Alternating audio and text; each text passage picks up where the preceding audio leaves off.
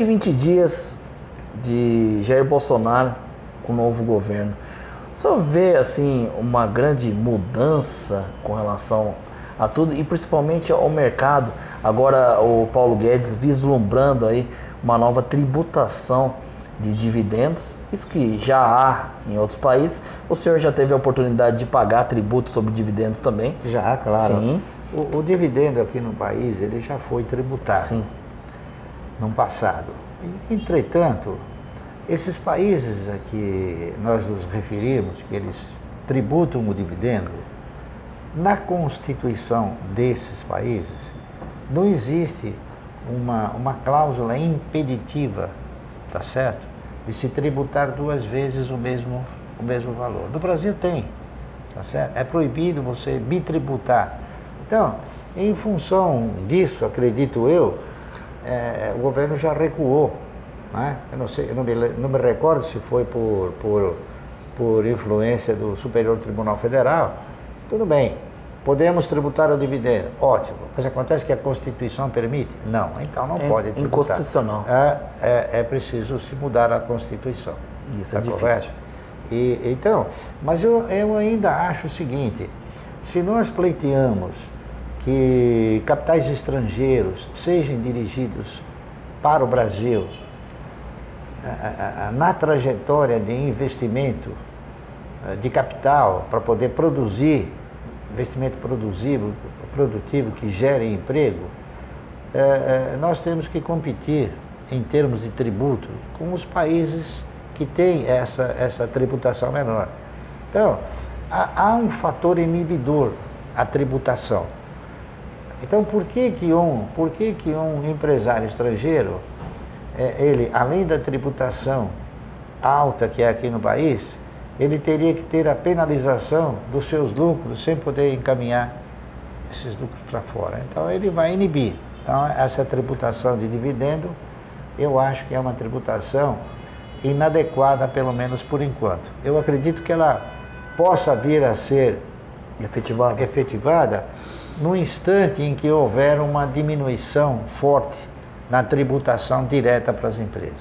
E isso traria, ao longo prazo, se o mercado responder de uma maneira assim próspera, traria no contraponto uma melhor performance para o investidor ou não, na sua opinião? Olha, eu acredito que somente um desafogo, um desaperto na tributação não é suficiente para atrair capitais estrangeiros. A nossa parte de mão de obra, a parte trabalhista, ela conseguiu ao longo do tempo, através da intervenção de sindicatos, alcançar benefícios e direitos que são benefícios e direitos proibitivos até, não é? Então, esse também é outro fator impeditivo. O empresário, ele num país como o nosso, ele viria para cá caso ele tivesse que produzir algo onde a máquina produzisse.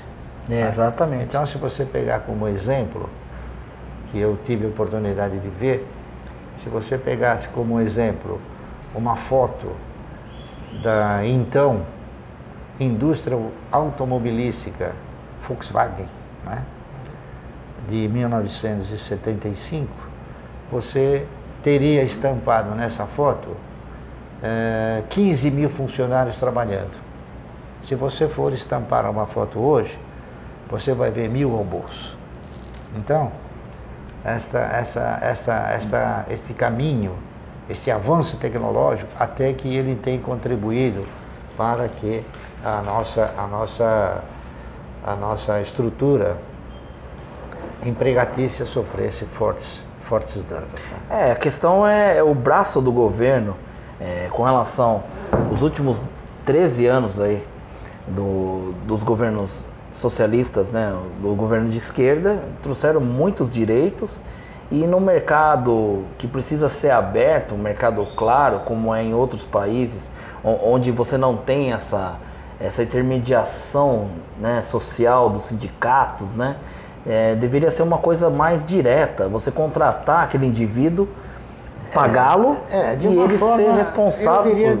Eu diria de uma forma que não gerasse, né, um espectro chamado passivo trabalhista. Passivo trabalhista, exatamente. Certo? Passivo trabalhista é o temor que a maioria dos empresários conseguem avaliar de uma forma bastante positiva, porque este detalhe já quebrou muitas empresas no país. Ele foi responsável por muitas quebras, né? Porque o passivo trabalhista ele é um fator que ele cresce de uma maneira assim... Exponencial, né? Não só exponencial, como de uma maneira silenciosa. Você não tem condições de ficar prevendo, não é isso? E nem apropriar no seu balanço. Então eu acho que esses fatores são fatores inibidores. E eu acho que não combina muito num país que está emergindo, né, numa forma de desenvolvimento econômico. O país precisa de indivíduos produtivos que se responsabilizem, né? Eu interpreto que o país ele foi alvo de uma desorganização e de uma não um controle, mas uma administração de crescimento populacional. O país cresceu além da possibilidade de oferecer emprego para o indivíduo, está entendendo? A grande realidade é essa.